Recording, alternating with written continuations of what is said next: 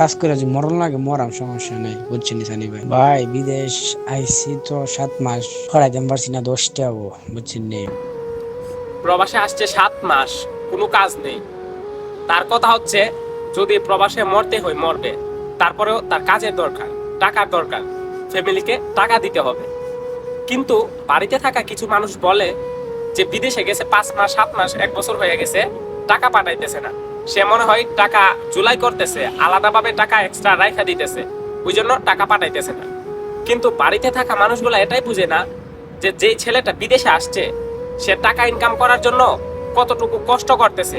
দেখুন ভাইটা কি বলল, যে সে মরে যেতে রাজি, কিন্তু তারপরও তার কাজের দরকার। তারা তো এটা জানে না যে ফ্রি ভিসায় আসলে কত সমস্যায় পড়তে হয়, কাজ খুঁজে বের করতে কত কষ্ট হয়। একমাত্র ফ্রি ভিসার মানুষগুলাই জানে কাজ না থাকলে কাজ বের করতে কতটুকু কষ্ট লাগে।